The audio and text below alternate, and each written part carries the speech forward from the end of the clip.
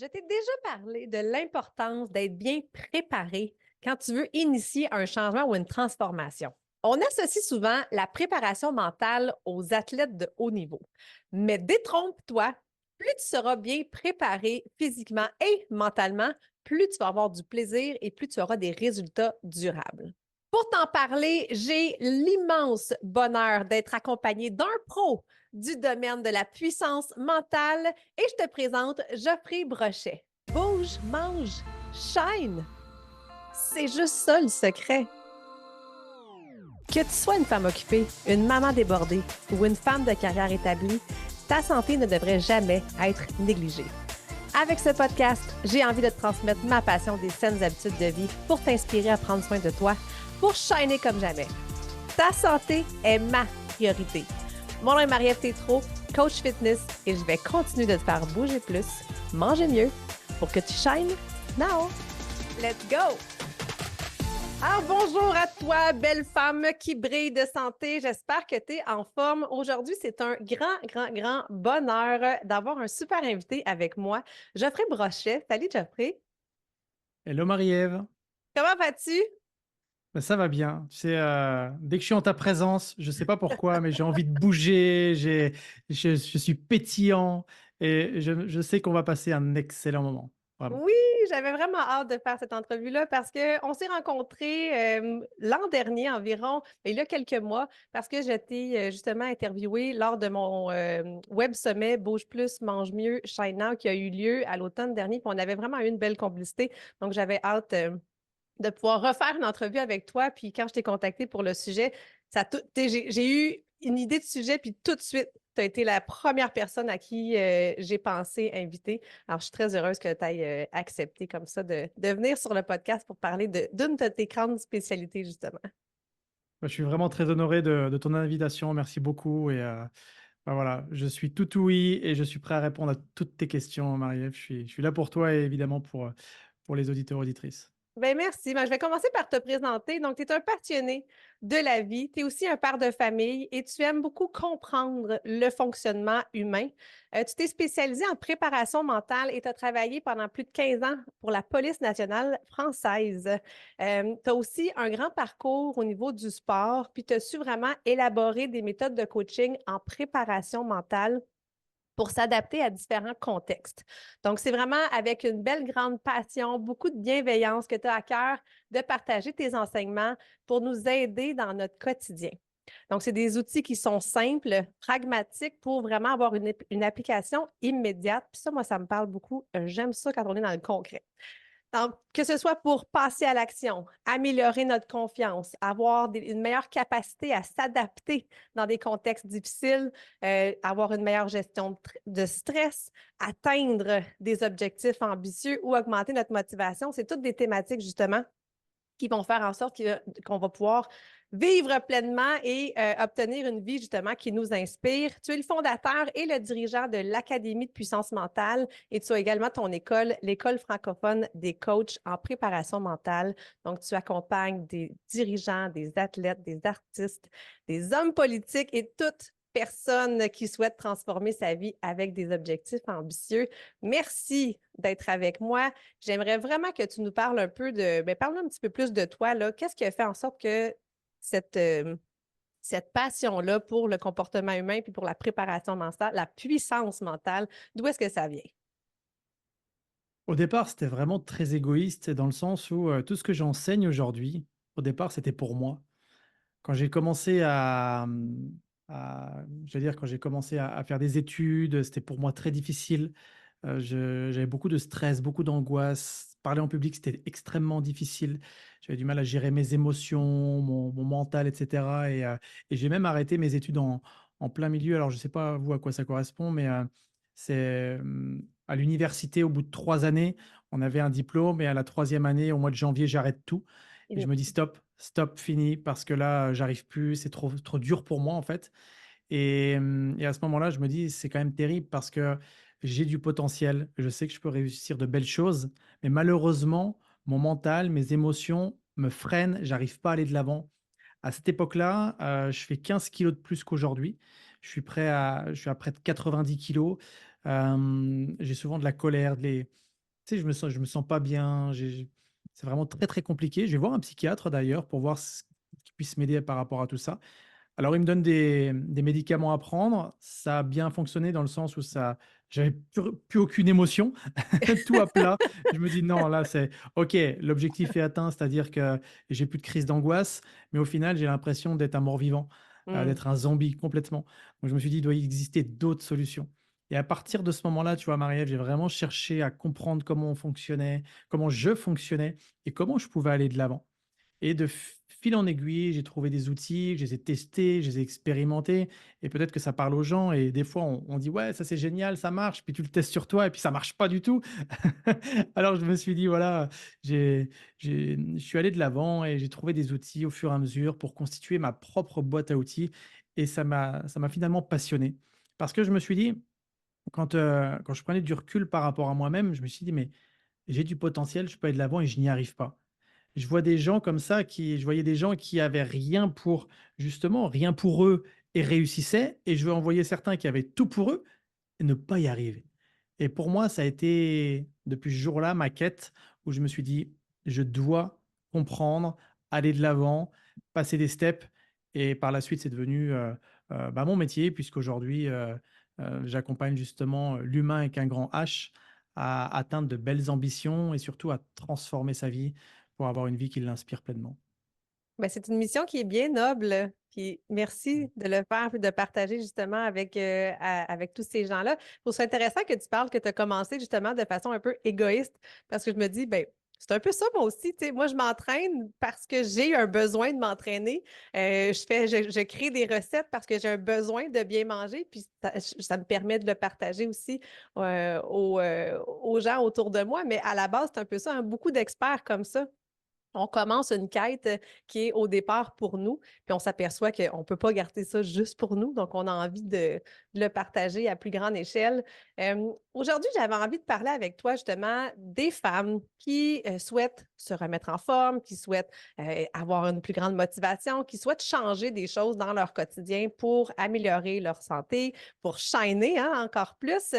Donc, mais ce que je m'aperçois, c'est que souvent, hein, «Ah OK, là, ça suffit, là, je me remets à bien manger. OK, là, c'est beau, là, je prends mon abonnement, là, puis je recommence les entraînements». Mais quand on n'a pas de but précis, quand on a un but précis, puis c'est juste fixé sur la perte de poids souvent, mais ça dure pas à long terme. Tu sais, il y a pas c'est comme s'il y a pas de but précis, donc puis quand on n'atteint pas notre objectif de perte de poids rapidement, bien là, c'est là qu'on se décourage, puis souvent, il y a beaucoup d'abandon. Donc j'aimerais ça savoir ben, de un, c'est quoi la préparation mentale? Puis qu'est-ce que ça peut faire, pour aider les femmes à avoir justement des changements durables? Mmh. En réalité, quand on se fixe un objectif de perte de poids ou n'importe quel objectif finalement, que ce soit celui de perdre du poids, de faire une conférence, de changer de métier, de faire une compétition, peu importe. À ce moment-là, il y a différentes choses sur lesquelles il va être important de porter son attention. La première chose, c'est plutôt que de se fixer un résultat précis, une destination précise qui parfois peut mettre beaucoup de pression. Mmh. Exemple, je veux perdre 3 kilos en un mois, je veux perdre X kilos en X semaines. Et là, finalement, plus on voit la durée avancer, moins les résultats aussi apparaître et plus ça met de la pression. En fait, c'est très simple. Ce qui se passe, Marie-Ève, c'est que on se compare souvent entre là où on en est par rapport à là où on voudrait être. Et plus l'écart est grand, et plus ça nous fait souffrir. C'est vrai. Tu vois, par exemple, la personne qui se dit: «Je dois perdre 10 kilos ou 5 kilos, peu importe, allez, on va partir sur 5 kilos. Je dois perdre 5 kilos» et elle se rend compte que au bout de 3 semaines, bah, elle a perdu que 500 grammes. Là, ça la fait souffrir. C'est une question de focus. Donc si tu portes ton focus sur ce qui te manque, le risque, c'est la souffrance, c'est le doute, c'est les peurs, c'est la comparaison et finalement, c'est que tu retournes vers un chemin que tu as l'habitude d'avoir, c'est-à-dire celui peut-être de la mauvaise nourriture, peut-être de l'inactivité et parce que tu vas te dire: «À quoi bon? Pourquoi faire autant de restrictions pendant 15 jours si c'est pour juste perdre 500 grammes Mmh. alors que mon objectif, c'est de perdre 5 kilos?» Alors qu'en réalité, si tu te fixes comme objectif de créer de nouvelles habitudes. Un athlète de haut niveau, certes, il a des objectifs, mais une fois qu'il a un objectif qui est lointain, mais ça peut être une compétition, ça peut être autre chose. Par la suite, il va avoir son focus qui va être sur le moment présent. Et dans le moment présent, il va créer des routines, des habitudes, une sorte de discipline pour justement, heu, à chaque fois qu'il l'aura effectué ou alors pas effectué, il va faire un feedback. Exemple, si aujourd'hui, quels sont les moyens, donc je parle aux personnes qui nous écoutent aujourd'hui, quels sont les moyens que vous mettez en œuvre pour perdre du poids? Peut-être prêter attention à votre alimentation, peut-être faire de l'exercice, surveiller votre sommeil, avoir, des routines de méditation, autre chose. Bon, bah, là, ce qui va être intéressant, ça va être justement de noter tout ça et au départ, on a tendance à avoir grand. Je vais faire 4 séances dans la semaine, je vais faire, des méditations tous les jours, je vais restreindre au niveau de la nourriture et là, le problème, c'est que la première semaine, ça peut bien fonctionner parce qu'on est sous l'effet un peu de la lune de miel, tu sais? Mmh. Ce moment un petit peu, on dit: «Waouh, c'est génial!» On est plein d'entrain, plein de vigueur et cetera et puis plus on va avancer, moins on va voir les résultats arriver et plus on va se décourager. Alors qu'en réalité, moi ce que j'invite, c'est faire l'effet inverse. C'est commencer très simplement, peut-être à dire: «Tiens, aujourd'hui, peut-être que je mange trop de sucre. Bah, je vais le diminuer un petit peu. Je mange trop gras, je vais diminuer aussi. Je vais commencer à mettre de l'activité physique dans mon quotidien». Et là, noter les habitudes et une fois qu'on a validé une fois par semaine, telle chose, là, à ce moment-là, ce qui va être intéressant, ça va être de se féliciter, s'honorer pour se récompenser. Alors évidemment, ça peut être aussi, se récompenser, chacun a sa façon de se récompenser, mais tout ça pour nourrir le circuit de la récompense, tu vois? Plutôt que de nourrir le circuit de la frustration. Parce que quand tu es uniquement focalisé sur ton objectif, comme je disais au début, et que tu tu as le sentiment qu'il arrive pas vite. Là, tu vas être frustré, tu vas avoir plein de doutes et tout ça. Alors que si tu es focalisé sur tes habitudes, parce que concrètement, Marie-Ève, c'est du bon sens. Mais au-delà, si on a des problèmes hormonaux ou autres et de santé, ça, je suis pas médecin, c'est pas mon domaine. Mais concrètement, si on fait attention à sa nourriture, on fait de l'activité physique, on surveille son sommeil et qu'on a un état d'esprit qui est plutôt positif, on met toutes les conditions pour justement retrouver une forme physique qui soit favorable pour soi. Donc peut-être que pour une personne, ça prendra un mois, peut-être que pour une autre, ça prendra 2 mois, 3 mois, je ne sais pas. Mais ce qu'il y a de sûr, c'est que l'évolution, elle va arriver. Donc là, ce qui va être important, c'est de cultiver aussi sa patience. Mmh. Et Parce c'est qu'on un n'a petit pas peu du beaucoup, hein? mais oui, mais On veut tout pour tout de suite, tu sais, c'est souvent ça le problème, c'est qu'on se décourage tellement rapidement, on n'a pas cette patience-là, puis des fois, on oublie qu'on n'a pas pris notre 10, 15 livres en 1 ou 2 mois non plus, là. Il y en a qui prennent un 10 livres en 2 ans. Fait que tu sais, il faut se donner quand même ce temps-là aussi tu sais, de l'éliminer tout à fait naturellement puis tranquillement. c'est exactement ça et aujourd'hui, c'est vrai qu'on est dans une société où on perd patience, les choses doivent aller vite. C'est très compliqué pour soi d'ailleurs de cultiver cette patience. Sauf que si on part sur j'aime l'appeler le bon sens, paysan.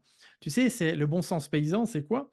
C'est un agriculteur lorsqu'il va planter une graine, il va la planter, il va en prendre soin, il va l'arroser et il va en planter plusieurs pour que justement avoir plus de chances d'avoir des belles récoltes. Mais à un moment donné, il faut laisser le processus faire son œuvre. Et quand on met des habitudes en place, c'est à une vision à moyen et à long terme.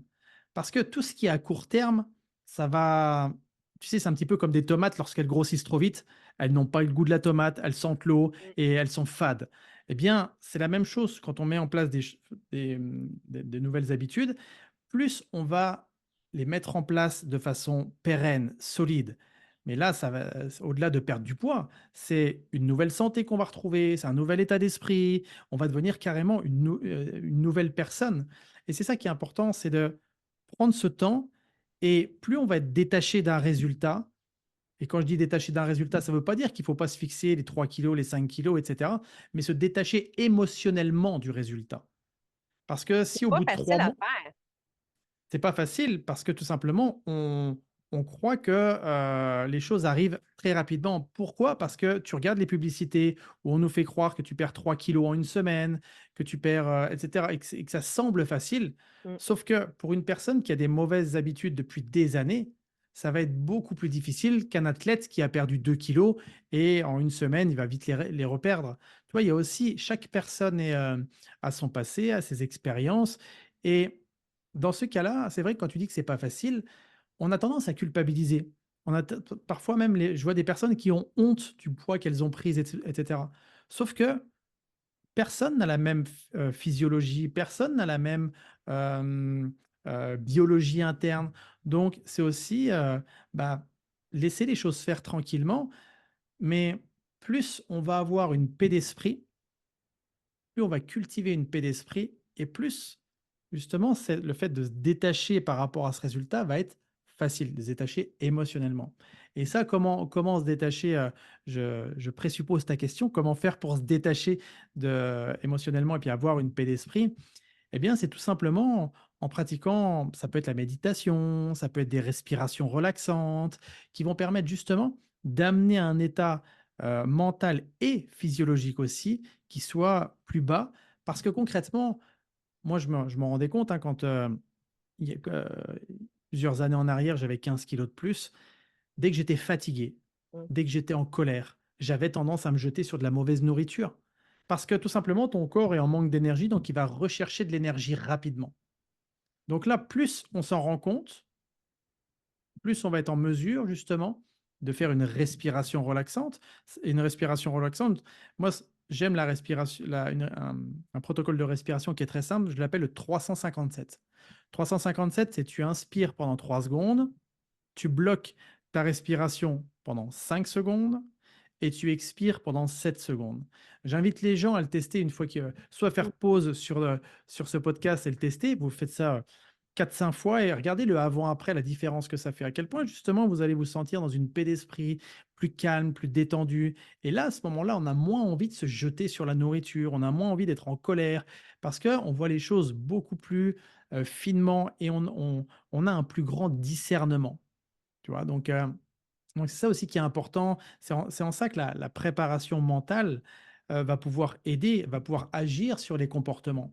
Parce que la préparation mentale, elle est issue du sport de haut niveau, elle est issue de ces milieux un peu élitistes où justement les personnes avaient besoin d'avoir un focus, un état d'esprit clair, une capacité de discernement, une capacité à gérer ses émotions et pour ça, eh bien, ça demande aussi de l'entraînement. Tu sais, quand j'accompagne des athlètes sur plusieurs mois, eh bien, ça demande aussi du travail, ça demande de l'entraînement et le résultat est vraiment beau, mais ça demande de la patience. Et c'est vrai que parfois on aimerait être champion du monde alors qu'on a commencé il y a 15 jours l'entraînement Ouais. et pour ça, c'est pas chose facile. Ouais, oui, puis tu sais, je suis tellement d'accord avec toi. Puis ce que je trouve, c'est que pour moi, la préparation mentale, on dirait que c'était juste pour les athlètes de haut niveau. Alors que depuis quelques années, je viens vraiment travailler justement avec mes clientes sur les bases, hein, sur venir solidifier justement nos racines, ancrer les bonnes raisons de vouloir s'entraîner, les bonnes raisons de vouloir changer notre alimentation. Puis ça a été vraiment un grand tournant pour mes clientes de justement venir travailler vers une nouvelle version, hein, vers une nouvelle identité. Donc, je pense que ça aide énormément. Donc, la préparation mentale, ça, c'est pas juste pour les athlètes, c'est pas juste pour les hauts dirigeants, c'est vraiment pour accessible à tout le monde. Quand on veut avoir des changements durables, il faut justement les faire pour les bonnes raisons. Puis ensuite de ça, c'est de se donner les outils concrets pour y parvenir. Puis tu as parlé de la récompense tantôt. Puis là, je suis certaine que c'est mes clientes qui écoutent, ils ont toutes souri parce que je suis quelqu'un qui prône énormément la récompense. Je trouve on ne le fait pas assez. On enchaîne souvent un objectif par-dessus un objectif, tu sais. Que c'est quoi? OK, j'atteins, what's next, what's next? On prend pas le temps de se féliciter, même si c'est des Mmh. petits objectifs. Des fois, on a l'impression que c'est juste les grandes là, qu'on devrait féliciter, alors que les petits pas, chaque mois, je dis tout le temps, chaque mois, on devrait avoir une petite récompense, hein. Petit objectif, petite récompense, grand objectif, grande récompense. Donc, je trouve ça le fun que tu en aies glissé un mot. Ça vient encore une fois hein, créer des chemins neuronaux plus Mmh. positifs. Donc, ça, moi aussi, je suis quelqu'un qui prône énormément cette récompense-là. Parce que tu vois, par rapport à ce que tu dis, Marie-Ève, beaucoup de personnes se disent: «Mais quand j'aurai 5 kilos en Mhm. moins, je serai beaucoup plus heureuse». Oui, C'est quand j'aurai, le verbe avoir, quand ouais. j'aurai perdu 5 kilos, quand, hem mais en réalité, moi, je me rends compte que beaucoup de personnes, une fois qu'ils ont perdu 5 kilos, ils sont pas forcément beaucoup plus heureuses. C'est ça qui est intéressant à voir, en fait. C'est un petit peu, tu sais, dernièrement, j'avais un athlète, il me disait: «Mais quand, je serai champion du monde, ma vie va changer». Et puis c'est pour ça que tu as beaucoup d'athlètes de haut niveau qui sont en dépression, parce Mmh, qu'ils se rendent compte que, OK, ils ont un pic de dopamine quand ils ont la médaille autour du cou, sauf que le lendemain, ils se rendent compte que rien n'a changé. En réalité, ce qui est important de changer, c'est ce qui est à l'intérieur de soi. Et c'est souvent la question que je pose, c'est: «OK, imagine, justement, tu as 5 kilos en moins», parce qu'on était parti sur les 5 kilos en moins. La personne qui nous écoute aujourd'hui, imaginez, vous avez X kilos en moins, ou alors vous vous êtes fixé votre objectif, vous l'avez atteint, c'est bon, vous l'avez. C'est quoi l'étape d'après? Qu'est-ce que vous aimeriez travailler? Et de se poser ce genre de questions, tu vois, j'en parle notamment dans mon livre, hein, livre Puissance mentale, et c'est ce que j'appelle les questions domino. Dernièrement, j'avais une personne justement, elle me dit: «Ah, j'aimerais perdre tant de kilos», et je l'ai écrit ça dans le livre. J'ai dit: «OK, imagine, tu as perdu ces X kilos. Qu'est-ce que tu aimerais travailler?» «Ah, j'aimerais travailler mon état d'esprit». «OK, quoi dans ton état d'esprit?» «J'aimerais être beaucoup plus sereine». «OK. Imagine, tu es plus sereine. Qu'est-ce que tu aimerais travailler?» Et là, elle réfléchit, elle me dit: «Ma paix intérieure». Je fais: «OK, imagine si on prend les choses à l'envers maintenant». Enfin, à l'envers selon ce que tu m'avais dit, mais pour moi, elles sont à l'endroit. Imagine si tu travailles ta paix d'esprit, à quel point tu vas gagner en sérénité. Et justement, quand tu auras gagné en sérénité, à quel point ça va être beaucoup plus facile pour toi de perdre du poids. Et là, la personne bug, elle me dit: «Mais c'est ça, en fait. Parce que quand je mange, c'est parce que je ne suis pas sereine, parce que je suis stressée, je suis fatiguée, et puis, pour moi, c'est une façon de fuir la réalité, en fait». Tu vois? Donc ces questions domino sont aussi intéressantes parce que ça va nous permettre d'aller chercher le point racine, et très souvent, le point racine, c'est proche de l'amour de soi, de l'estime personnelle, et tu sais, c'est un petit peu comme quand des fois des gens se disent: «Mais quand je vais gagner tant de milliers d'euros, je serai comme ceci, je serai comme cela». Si tu es pas capable déjà de profiter de ce que tu as aujourd'hui, que tu aies 100 000, 1 000 000 sur le compte, ça changera pas grand-chose, mmh. en fait. Tout à fait. Oui, D'où puis l'importance en comme anglais, il y a une citation ou un saying, là, tu sais, c'est be, do, have, hein, c'est comme être en mmh, premier, ensuite on mmh, pose les actions, puis ensuite tu vas avoir. Alors que c'est souvent exactement. l'inverse. On veut avoir, mais on n'est peut-être pas prêt justement à faire les choses et à être. Donc, je pense que ça revient un Exactement. peu à la séquence. Puis, tu sais, moi, je pense que tu le sais, là, mes programmes sont tous sur la thématique de la méthode Shine. Et pour moi, c'est ça aussi. Tu sais, oui, on va bouger plus, oui, on va manger mieux, mais à la base, je veux vraiment, vraiment t'aider à travailler sur toi. J'ai déjà reçu une experte dans le sommet, justement, elle disait work in, work out. Tu sais, c'est important de Mmh, faire les deux. Un esprit sain dans un corps sain, c'est tout c'est à ça. fait nécessaire parce qu'effectivement, la femme qui perd son 5 kilos, 10 kilos, puis qu'elle se regarde dans le miroir et n'est pas plus heureuse, ben, on n'est pas plus avancé. Donc, c'est de venir travailler justement à l'intérieur de soi. Avoir une paix intérieure, ça pour moi, c'est super important. Rallumer souvent cette flamme-là à l'intérieur d'où les femmes, on la perd souvent avec Mmh. la routine, le stress, tout ce qui engendre là, le métro, boulot, dodo. On perd souvent cette petite flamme-là intérieure. Donc pour moi, j'aime ça la raviver, puis de retrouver ce pétillant-là dans les yeux, retrouver l'amour de soi. C'est tellement précieux. Puis de ça, ça en découle ensuite de ça. C'est plus facile d'avoir des saines habitudes. Mais j'aimerais ça que tu nous parles aussi, tu sais, est-ce que justement, les femmes qui veulent se remettre en forme, les femmes qui perdent leur motivation, quels sont les principaux obstacles qu'elles peuvent avoir justement dans leur parcours? Alors, quand tu me parles d'obstacles, moi, j'ai envie de parler aussi de perte de focus. Hmm, Perte de focus, ça veut dire quoi? Ça veut dire ouais. que quand on se donne le focus justement d'atteindre son objectif, heu, il y a quelques grands ennemis qui vont être là justement pour te, distraire de ton focus. Le premier, ça va être justement la peur. La peur, c'est quoi? C'est la peur de ne pas atteindre son objectif, la peur de ne pas y arriver, la peur de ne pas avoir assez, la peur de plein de choses. Parce que plus on va avancer, moins on va voir peut-être les résultats arriver, et plus la peur va nous envahir, et au final, on va revenir sur les anciennes habitudes. Donc finalement, ça va nous défocaliser de l'objectif qu'on s'était fixé auparavant. Et ça, je le vois fréquemment parce que, au début, tout va bien, c'est génial, mais après, on se dit: «Oh là là, mais si ça marche pas et si et si et si et si?» Et puis au final, les entraînements qu'on avait prévus, on les fait plus. L'attention vis-à-vis de la nourriture, vis-à-vis de son sommeil, on commence à dévier et cetera et là, ça devient compliqué. Donc la première chose, c'est la peur. Ensuite, ça va être le plaisir. Ça peut paraître un peu contre-intuitif, mais c'est vrai que le plaisir, surtout celui à court terme, risque de nous défocaliser de notre objectif à moyen et à long terme. Encore plus quand on est sur de la nourriture, c'est-à-dire qu'une personne qui va être en plus elle va faire de la restriction au niveau de sa nourriture, ce qui est pas forcément une bonne chose, mais certains le font et plus dès qu'elle va être fatiguée, stressée et cetera, plus elle va rechercher du plaisir à immédiat et risque de se jeter vers de la nourriture malsaine, vers, du gras, du sucré et cetera et là, effectivement, elle va perdre et ça va être, ça va mettre des bâtons dans les roues par rapport à ce qu'elle s'était fixé. Après, tu vas avoir, et ça, c'est intéressant de l'observer parce que quand on est dans une démarche de reprendre la forme, dans une démarche de bien-être, et cetera, il y a quelque chose de très pervers qui va venir, aussi, à l'encontre de tout ça, ça va être les autres. Mais les autres, ça peut être à la fois les gens qui risquent de te critiquer. Mais pourquoi tu fais encore un régime? Pourquoi tu fais ça a aucun sens mais tu en as pas besoin et cetera. Donc il va y avoir les autres qui sont peut-être cette source de critique et du coup, elles vont nous faire douter, elles vont nous faire, nous poser X questions, on va vraiment être, en insécurité intérieure. Mais il y a aussi les autres qui vont te présenter de nouvelles opportunités. Tu sais, en disant: «Non, mais arrête ce que tu es en train de faire parce que regarde, il y a quelque chose qui marche bien mieux que ça. C'est révolutionnaire», c'est un peu l'effet brillant, tu vois? Il va dire: «Viens, viens, viens, c'est par là, c'est un nouveau programme, il est tout nouveau, il est génial, il est super» et là, toi qui avais commencé une routine qui, en plus, si tu l'avais vraiment continué, il y aurait eu des résultats peut-être dans une semaine ou 2.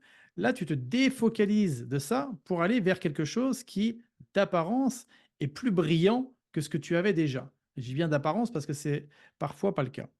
Donc déjà, il y a la peur, les autres, il y a aussi, le fait de, quelque chose qui est aussi important, c'est la fatigue. Mmh. Tu vois? La fatigue, c'est quelque chose qui peut vraiment venir contrarier quand tu as un objectif, important pour toi. Quand j'étais dans la police, on proposait des sélections qui étaient très difficiles et quand les gens étaient fatigués, ils avaient beaucoup moins de discernement. Et quand tu as beaucoup moins de discernement, c'est plus difficile de prendre de la hauteur, d'être raisonnable. Et là, tu réagis plus avec l'émotionnel. Donc, si aujourd'hui tu es une femme qui a un job, qui a des enfants, qui a beaucoup de préoccupations dans la journée et qui peut-être est fatiguée, là, ce qui va être important, ça va être justement de porter ton attention sur cette fatigue. Parce que justement, ça risque effectivement de te désorienter. Et la fatigue, ça peut être aussi la fatigue qui est une fatigue mentale. C'est-à-dire, tu sais, un petit peu comme quand on est sur un ordinateur toute la journée, on n'est pas forcément envie de dormir, mais on est fatigué mentalement parce qu'on a épuisé toutes nos ressources mentales. Et c'est aussi la fatigue physique.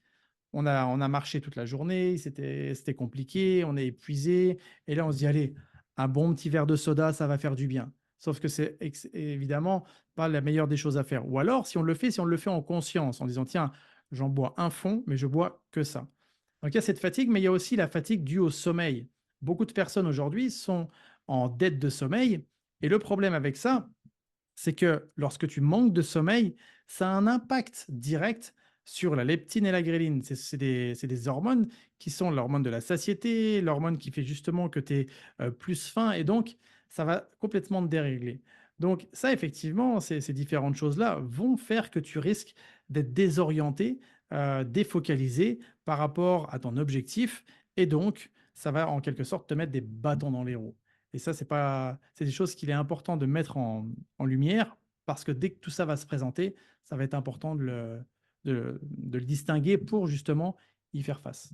Oui, c'est vrai qu'on peut perdre le focus assez rapidement. Puis Malheureusement, je pense que c'est un peu dans toutes les industries, mais mon industrie de la santé, du fitness, on fait beaucoup miroiter la perte de poids rapide, les solutions miracles, les petits pots de pilules qui font Mmh. brûler des graisses. Donc, c'est sûr que moi, je me bats un peu contre ça parce que je ne suis pas du tout dans dans ce mindset-là. Tu sais, moi, je vise beaucoup des changements durables, puis on sait que justement, la petite pilule ou le programme super intense, ça va fonctionner à court terme, mais l'histoire le dit, là, les femmes font tellement de yo-yo dans leur poids, dans leurs saines habitudes. Donc, pour moi, c'est super important de ne pas aller dans cette direction-là. Mais oui, tu sais, ça peut être brillant autour de voir tous les programmes qui s'y trouvent. Tu sais. Puis quand tu dis, c'est un peu de se mettre des œillères, hein, de dire comme, garde, là, j'ai trouvé ma méthode, je vais faire cette méthode-là, ce programme-là, je vais me remettre en forme pour les bonnes raisons. Puis on peut écouter ce qu'il y a autour, mais d'essayer de rester focus sur notre objectif, bien, ça, c'est vraiment la clé, assurément. Puis le sommeil, c'est vrai qu'on le néglige souvent, ça. On en, par- on en parle, mais on n'en parle pas beaucoup à quel point que le sommeil a un impact vraiment positif ou négatif là, dans la gestion de notre énergie, dans la gestion de notre poids, dans la gestion de notre stress. Donc, c'est important aussi d'avoir puis si on voit que justement que le sommeil est une problématique, ben, c'est de trouver des solutions pour avoir un sommeil plus récupérateur. Donc, assurément, manger mieux, bouger plus, ça va aider aussi. Mmh. Avoir une Alors routine.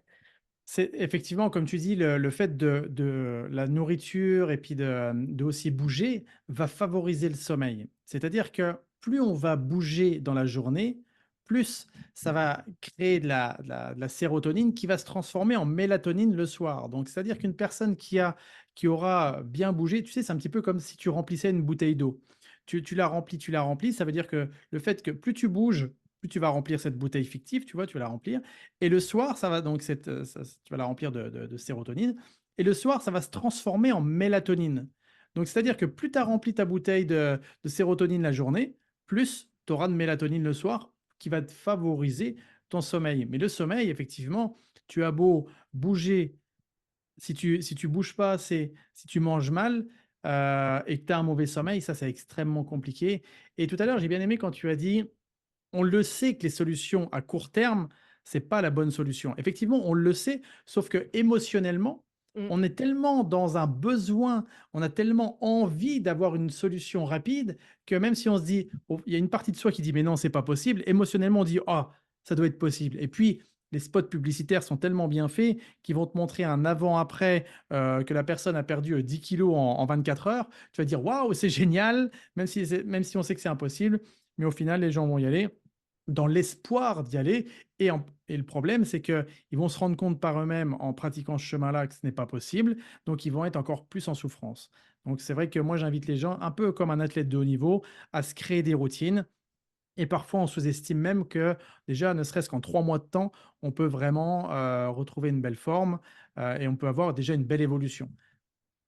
Vraiment, oui. Moi, je le constate là, chez mes clientes. On le voit justement que déjà, dès qu'on se met un petit peu en action, puis Ah comme on oui, l'a mentionné, ça n'a pas besoin là, d'être du 4, 5, 6, 7 jours semaine. Des fois, là, mais juste non, de bouger 3 fois semaine, aller marcher un petit peu plus, d'ajouter plus de végétaux, puis de réduire un peu le sucre dans notre alimentation. Des fois, c'est des petits ajustements comme ça, mais qui vont faire une grande, grande différence. Puis ça ne prend pas énormément de temps à ce qu'on voit des différences. Souvent, les femmes le voient. Moi, ce que j'entends le plus, c'est rapidement, là, c'est l'énergie puis le sommeil.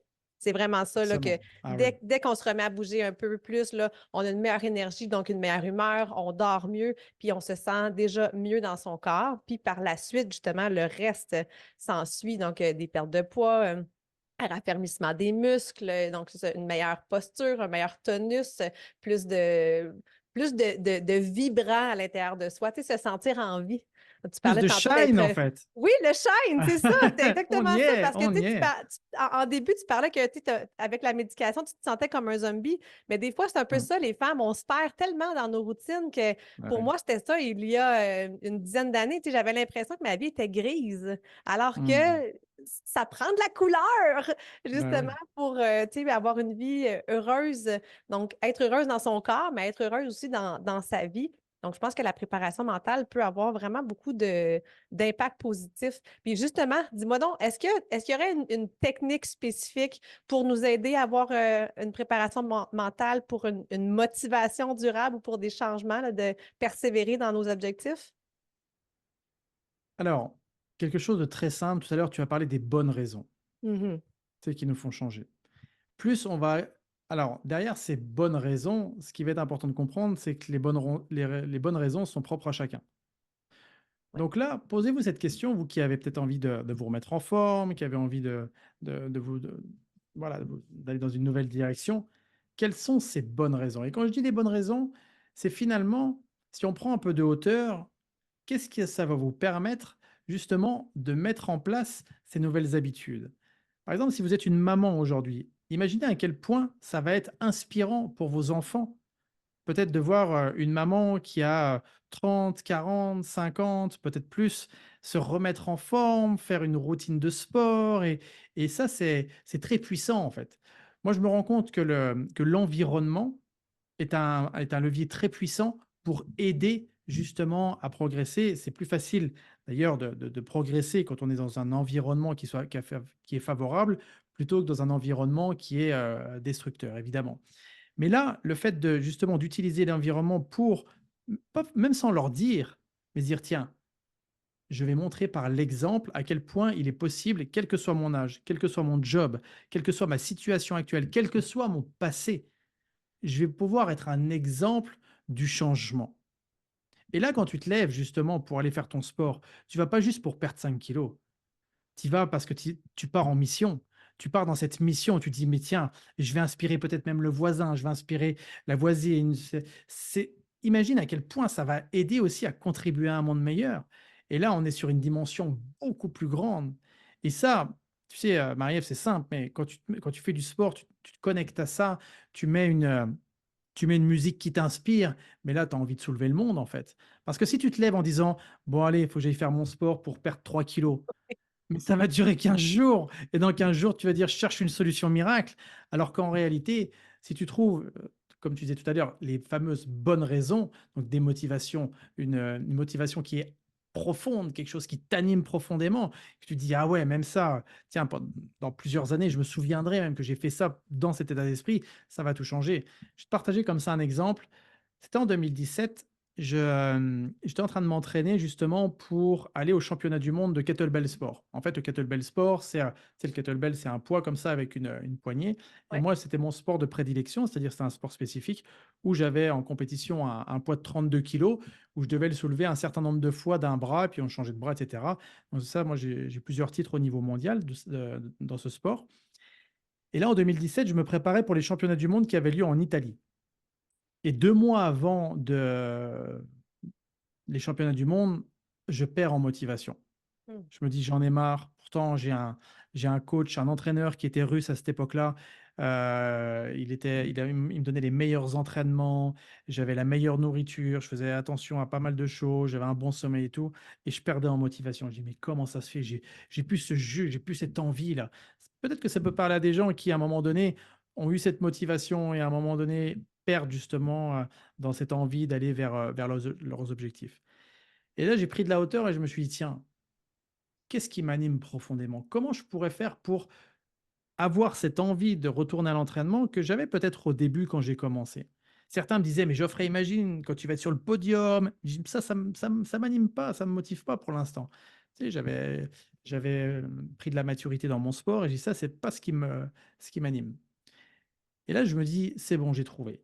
En réalité, ce qui m'animait profondément, c'est d'être un exemple pour mes enfants Lucas et Robin. Parce que je voulais être un exemple en leur montrant que même si j'avais un métier qui me prenait beaucoup de temps, même si des fois justement j'avais pas envie d'aller à l'entraînement, eh bien j'y allais quand même. C'était leur montrer l'exemple que, à un moment donné, de faire des efforts, eh bien, ça paye. De faire des efforts, c'est pas la chose la plus simple. Ça demande de l'audace, ça demande du courage d'aller de l'avant.